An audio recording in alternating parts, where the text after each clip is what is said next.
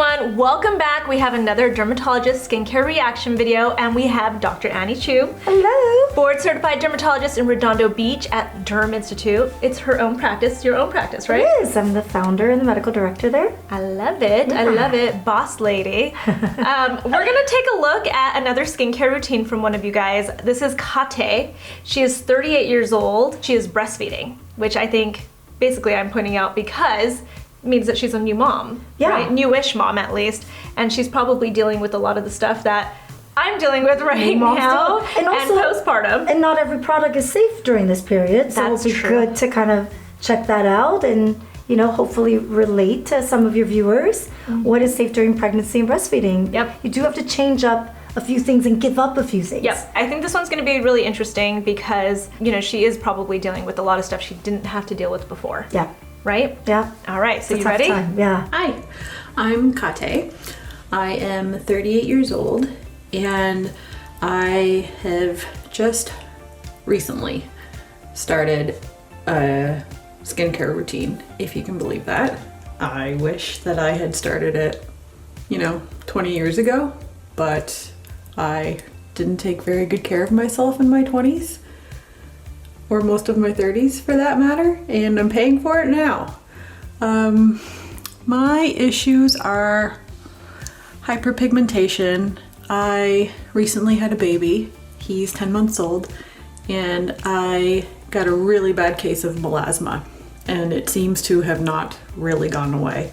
It's still pretty bad, although it has gotten a lot better, but I'm still breastfeeding, so I can't use Retin-A or retinoid at night yet, but I plan to eventually. So I am going to tell you about my skincare routine really quickly. I use only very affordable products, and they seem to be working okay-ish. I also have very large pores. And I don't know, my skin I think is normal-ish. It might be a little bit oily in the T-zone. I just washed and hydrated and everything, so that's why I'm looking a little slick right now. So, new baby. Congrats, Kâté. That's so sweet. Yeah. A 10-month-old, which means you're probably not sleep, or you might be starting to get sleep now. And you can imagine why she wants something simpler. Yeah, for and sure. not an extended skincare routine. She doesn't have time for this right now. Oh, no. Especially since this is all kind of new for her, it sounds like. Yeah. And you know what? Listen, I think we have a lot more educated 20-year-olds, 20-somethings who are doing skincare now. But I even was guilty of just being real rough on my skin in my 20s. So, I think... You feel invincible then because your skin looks good. I know. Or even if it doesn't, you're like, whatever. I don't know. There's just like a different mentality. Yeah. That's happening. Different in your 20s. priorities. Yeah. I think it's a hard time too because hormonally she's very active, which is, during pregnancy and even breastfeeding, your hormone levels do not return to normal. You have to have certain hormone levels to continue to produce breast milk. So I think what she's saying is, it sounds like her melasma worsened when she was pregnant, which can happen. Melasma is a hormonal type of pigmentation that can occur on the cheeks and the upper lip. It's a very specific pattern type of pigmentation.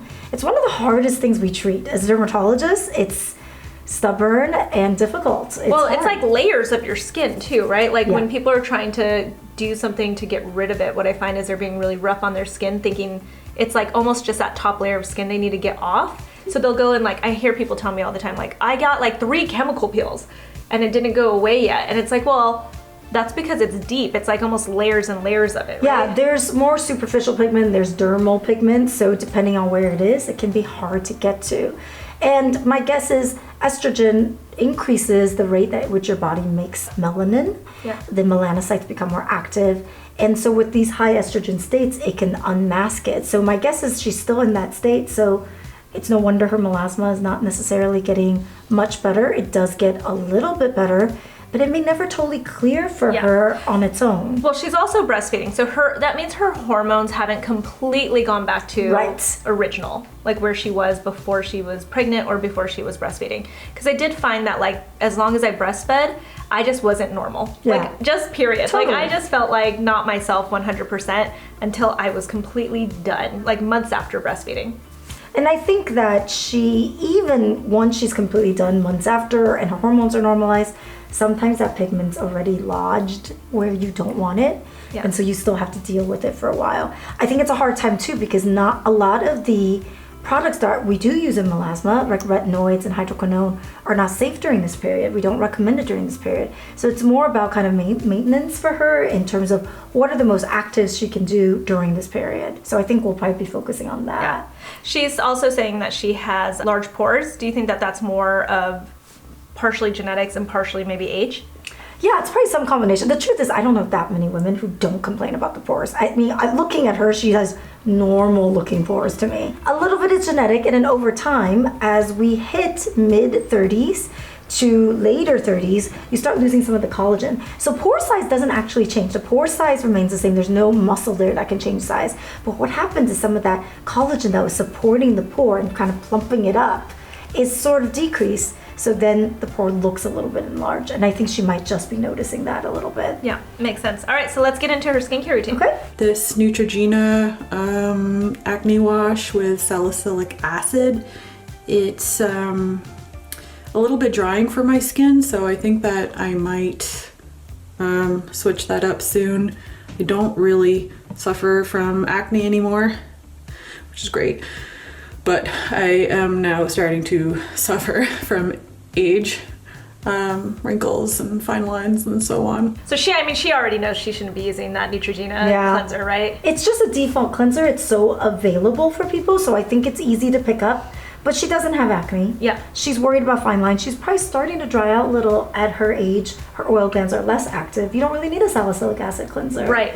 I think. So she could switch up to a gentler Yeah. cleanser. And also that stripping sort of cleanser could be contributing to some mild inflammation, which can worsen her melasma. Yeah. So you gotta be really careful. Yeah, definitely. And I don't know if she wears makeup right now, especially, I know I didn't wear makeup much when I first became a mom. Oh yeah. God, you're just so busy. You barely have time to shower. You're like, I didn't sleep. I just don't even want to bother. So I don't even know if she's wearing a lot of makeup, so she doesn't even really need to get crazy with her cleansing. Yeah. It's more about sort of rebalancing the skin and getting rid of some of the dirt and oil, but it's not, she doesn't need to be using an ultra powerful cleanser. Yeah. It's also, I feel like that Neutrogena one with the salicylic acid specifically is for like a teenager. It's a teenage acne. I recommend it all the time, but for sort of teenage acne, very oily skin, which, in your 40s, it's typically, or late 30s, typically not something that I recommend for that age group. Got it. Witch Hazel toner from Thayer's, and I really like it. Actually, I find it very soothing. So I use that in the morning. That Thayer's, a lot of people use that. Really? A lot of people. It's basically witch hazel. They have different formulations where you get like different ingredients. It was hers the rose one. Probably smells good and is soothing for her, and so she just likes that feel. So people always tell me that they use witch hazel, especially this one. I have said that I feel like this can make your skin sensitive over time, and I don't tend to love it as a toner because I don't really think this is a pH balancing toner, in my opinion. Aloe is such a prime ingredient. I don't think I have a super strong feeling about it. I think it doesn't do much, but gives you kind of a soothe, kind of ultra cleansing sensation. But at least it's not alcohol based and astringent. Very much so. Yeah, agreed. At least. Agreed, completely. At night, I've been trying this glycolic acid from The Ordinary. However, I've only used it a few times and it seems very drying also, especially right kind of here in these areas. It gets so stinging that it itches, and it goes away after like maybe 10 or 20 minutes, but I don't know about that either. You don't want something that stings for 10 or 20 minutes. Well, in general, I don't think you should be using glycolic-based products that close to the eye. I mean, the eyelid skin, which we've talked about, is the thinnest skin on the whole body. It's ultra sensitive. It tends to dry out very easily. And she shouldn't be carrying it that far up to her eye anyways. Yeah. Having said that, I don't know if her skin type is the right one to be doing that if it's stinging that much. It's probably really breaking down her skin barrier. Yeah. You know what's interesting? So I love glycolic acid. Me too. And I'm actually starting to reincorporate it into my skincare routine, but I noticed during my pregnancy, I had to cut, like I was actually even using that every once in a while, that specific product. And I noticed it was a little bit, my skin was a little bit more irritable. Interesting. During pregnancy, partially because it's drier. Yeah. And so I just moved over to a lactic acid instead. Yeah. So glycolic and lactic acids are both alpha hydroxy acid family, and they're totally safe during pregnancy and breastfeeding. So she's at least choosing a safe one. Yeah. Whereas beta hydroxys like salicylic acid, frankly, is not that encouraged during pregnancy. So that's the other thing we didn't mention. Oh about yeah, her actually, cleanser. is that okay for her breastfeeding? I think breastfeeding is a period where it's like we're not sure, it's probably not a big deal because it's just on the skin, but she doesn't even need it, right? Yeah. So I'd avoid So why it. bother? Yeah, so, but with her, I think doing an alpha hydroxy is not a bad choice because it can promote a little exfoliation for her pigmentation, but I have some concerns that she is not hydrated enough to be able to tolerate hydroxy acids at this point in time. What do you think about her doing like a lactic acid instead of a glycolic acid? Yeah, definitely worth a try to see if it's a little bit gentler on her skin type. And definitely, I still wouldn't apply that really right past the orbital bone. Right. Just kind of like do this way. Yeah.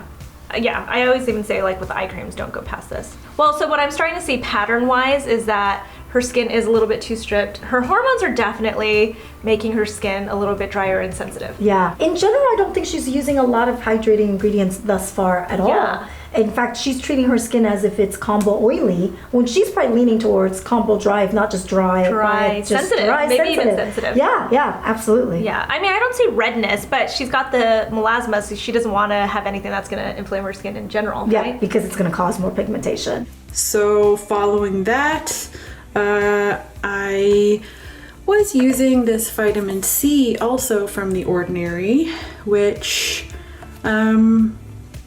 seemed okay at first, but I don't know. I hate the way it feels on my skin, so I think that I'm going to try something else soon. So if anyone has a recommendation for a affordable vitamin C, I would be all ears for that. I hated that vitamin C. And Really? oh God, I hated it. It made me get weird, like, whitehead breakouts. Interesting. It burns. It's a lot of silicone. It's almost silicone based. So it's really occlusive. It's very, and you know, I realize a lot of people are like, you should mix it with, again, I talked about The Ordinary and people were like, Susan sucks. but I hated that product with a passion, and I think it was partially because of the silicone in it. I realize you can dilute a vitamin C if you want to. I don't try to play formulator with my products, which again goes back to why I wasn't like the biggest fan of The Ordinary. If she doesn't like it, I wonder if it's because it's silicone based like that. Yeah. And it is very acidic. It is a very acidic It's vitamin a poorly C. pH balanced vitamin C. I mean, vitamin C naturally is acidic. Like, think about like lemons, right, which is full of vitamin C. I think that vitamin C is such a crucial ingredient for her right now. It's Agreed. the only sort of safe melanin inhibitor that you can use during breastfeedings. It's such a huge ingredient for her right now that I think it's worth spending a touch more. An over-the-counter one that I like the La Roche Active C. I think is a nice vitamin C, and it's also L-ascorbic acid, which is typically more penetratable and active in the skin. And I think it can actually help her melasma. I think if she doesn't like the way it feels and it's not really doing what she wants, and it sounds like you don't even like the formulation, I hated it. It's a crucial ingredient for her though. Agreed. I completely agree, especially in this case. I mean, vitamin C and my lactic acid are kind of like saving me during pregnancy. Hopefully she can introduce that lactic acid, but at the very least, the vitamin C. What is another one that she's asking for? What's another one that you like that you That's think over would the be counter. Yeah. That's a little more affordable. You guys, I'm still trying to figure out one that I think that truly is like a vitamin C where you're getting that component of it. A lot of the vitamin C's that I've been trying that are a little bit more affordable just tend to feel really nice on the skin. They're humectants. They've got lots of other really nice ingredients in them that make your skin feel plumper and glowy, but they're not necessarily, in my opinion, giving you the benefits of the vitamin C. So that's where I'm having a harder time. I love the one for Drunk Elephant. I think she'd actually really love the Drunk Elephant one, but it might be out of her price range. The thing is about vitamin C is it's just not a cheap ingredient if you want it to actually work. So it's a very hard product to stabilize. So I always give people examples like when you cut an apple open, it turns brown almost immediately. And that's actually like things getting oxidized. And vitamin C is such a great antioxidant that it'll grab anything. You can open the bottle and it'll grab something in the air and become oxidized, which makes it ineffective. So to have a stable form that's going to last on your shelf, it's just a really hard formulation to make. And there's a cost to making that. So part of it is, you know, and I've said this before, I think vitamin C is a product, a serum, whatever you use. If you really want it to be an active component of your skincare, that's probably the one thing that you kind of have to spend on. Yeah. So in place of that, I've been using the Niacinamide from The Ordinary, which I like a lot. It doesn't sting at all, and I think that it's been working. I've noticed some brightening, and I've been using it for about a month now. So I don't hear a whole lot of people talking about niacinamide. I'd like to know your thoughts on that. I love niacinamide. I think it's an ingredient that most people can have in their skincare regimens. What do you think? I think it's such a tolerable ingredient, easily buildable upon. Niacinamide is a B3 water-soluble vitamin. It's great for the skin in terms of sort of decreasing pore activity, increasing clarity and texture of the skin. I don't think it's your most powerful anti-aging product. I don't think it's your most powerful anti-pigment product.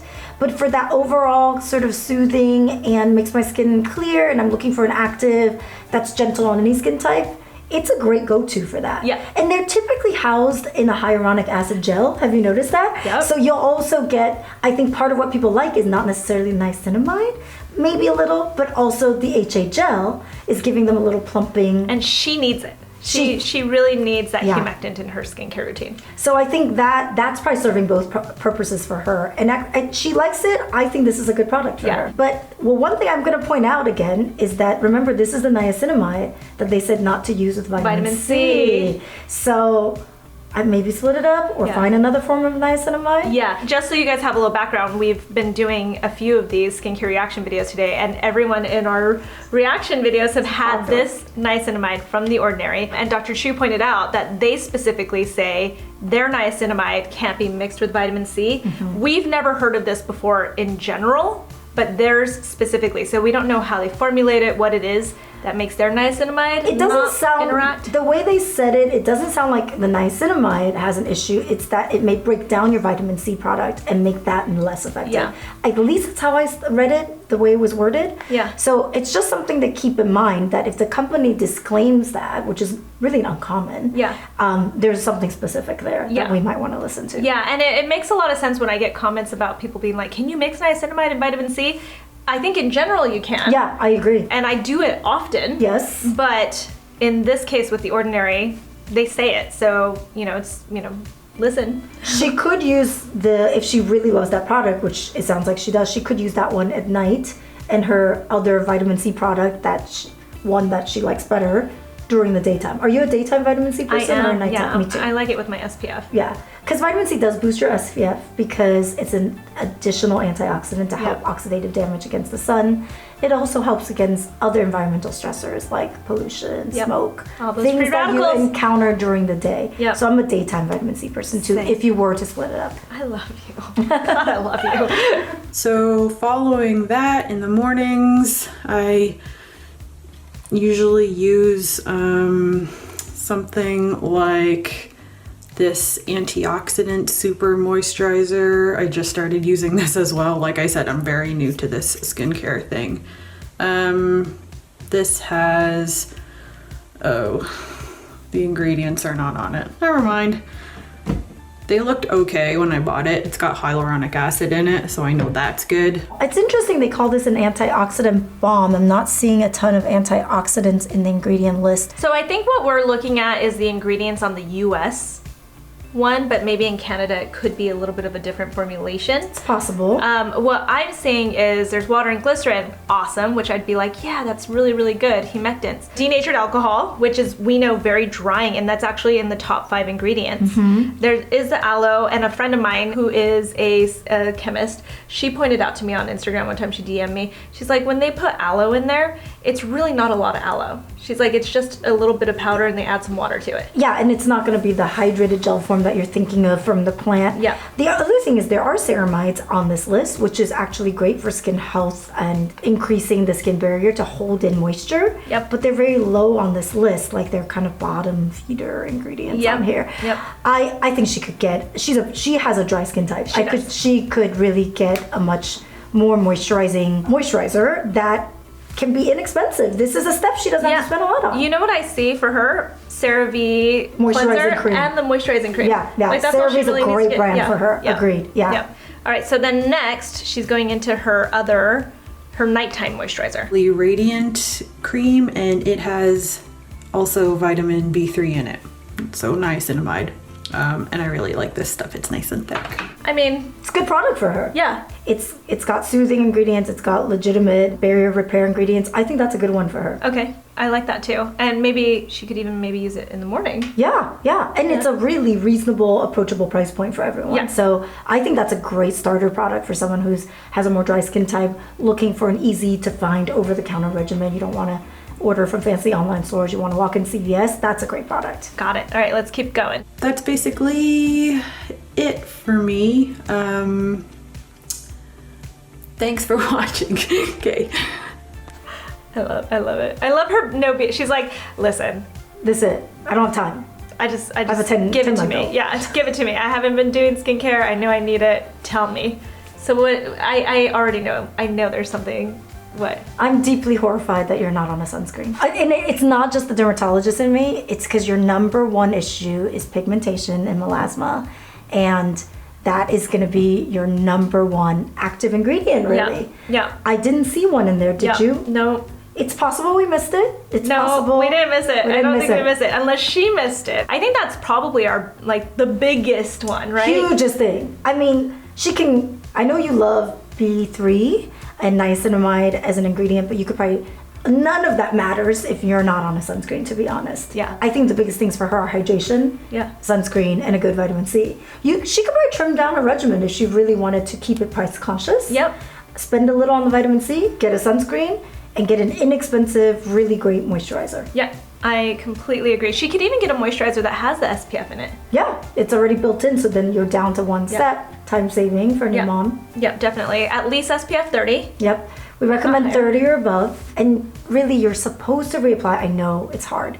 You're supposed to reapply every 2 to 3 hours because it doesn't stay stable on your skin. If you're out in the sun. I do like to point that out. I mean, I think about myself as a mom of an infant, and was I outside as much? Not until the summer, when I was taking him out to go to swim lessons and do that kind of stuff, going to the park. But so she's approaching that. I don't know if her child is walking yet at 10 months. That might be a little early. But I know by 1, I start taking him outside more and felt like I had to reapply my sunscreen a whole lot more. She might be spending more time indoors at this point. But don't forget UVA rays penetrate through windows. The windows. So and UVA is aging. Light, A for aging. Uh-huh. B for burns, but they really kind of both do both. Yeah. And I am going to point out melasma. We have known now for the last, decade or so, it's not just UV light. That infrared light, visible light can worsen melasma. Yeah. So she could use that protection no matter what, really. That's true. You know what I found was I was going to hot yoga and those kinds of classes, and I was realizing even my hot showers that I was really into a while back, sometimes I still like a hot bath or a hot shower, but I noticed that heat. Yeah. I had this realization that heat brought the melasma up also to the surface. You're totally right. So heat is infrared, typically, energy. I tell patients you can be in a hot cave and you can worsen your melasma. So, I used to listen to people tell me all the time, I swear I use my sunscreens, I swear I seek shade, but I went on a vacation in Hawaii, I wasn't even in the sun and it's still worse. I think that's just temperature related. Yep. There's a vascular component to melasma, like an increase in blood vessel feeding the area, and that vascular dilation happens with heat. So part of it is that, and part of it is just that pigment reacts as well to heat. Yeah. So and hormones. Yes, and so I'm not a big of saunas and things like that, and like you said, hot yoga. I'd avoid it if you're really melasma prone. It's just such a hard thing to treat that you almost have to avoid. Every little thing counts when it comes to melasma. And I feel like the minute you start getting melasma, you just keep getting melasma. Once the melasma started with me, it just was always there. Yeah, and I say it to patients, she might get better after her breastfeeding period ends, but the truth is melasma, there's no cure for it. And so we typically manage it and control it. I call it like a skin type. It's kind of like if you have dry skin, we're never gonna cure your dry skin. We're gonna do a skincare regimen that works for dry skin. So you have more easily pigmented skin. That's what melasma is. And you're always going to have to be acknowledging that in your skincare regimen. Yeah. I think we can really give her just a very straightforward skincare routine that works morning and night for the most part. Okay. So I'm going to say CeraVe, the hydrating cleanser. Yep. And then I would go into, for her, she does like the humectants. Like she's liking that whole thing. Yep. So I think she can use a niacinamide humectant. Maybe not the ordinary if we're gonna say vitamin C for her. Yeah. Or if she loves it, maybe she could use that at night and a better vitamin C serum in the morning. Yeah. And invest in that. That's the one product that you might have to splurge a little bit for. Yeah. And then I think she could go straight to a moisturizer with sunscreen. Yeah. Like CeraVe AM. Yeah. Has an SPF in it and would probably do well for her because it's super hydrating as well. I love it. I love it. So there we go. Just 3 products for you in the morning. And then at night, CeraVe Hydrating Cleanser again. Mm-hmm. I think then she throws in that niacinamide. Because she loves it. Yeah. And it is a little bit conditioning for her skin. Yep. And then just regular CeraVe moisturizing cream. Yeah. You don't want to do one with SPF. I think that's tempting. Some people will use an SPF containing sunscreen morning and night just to simplify the regimen. Yep. It's really more blockage on your skin than you need. Pore clogging. So she's saying it might break you out. She's a dermatologist. She doesn't want to tell you that. you don't want unnecessarily things. Yeah. And if you're not going to be in the sun, you don't need a sunscreen at night. It's true. So just flip over to one without sunscreen. Yeah. You can use the same brand, but just one without sunscreen. Yeah. Let it breathe. Absolutely. Yeah, absolutely. That's it. As far as like regimen. the treatments, maybe like a retinol when she is done breastfeeding. Yeah, a retinol, a little bit of a hydroquinone. For now, she could consider, and I don't know what's over the counter in Canada versus here, but there are products with azelaic acid.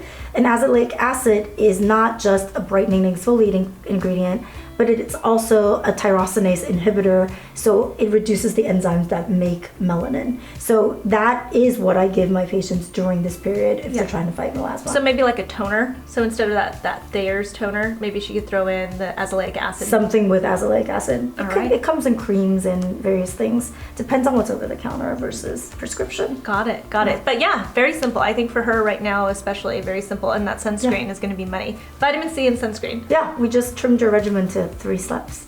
3 steps. I like it. Well, thank you so much. Thank you, Kâté, for sending in your regimen and showing us. I know it's not easy to like show your skin to everybody else, because you guys, I've done it. And so I'm always like, everyone's seeing my skin for real. It's naked skin.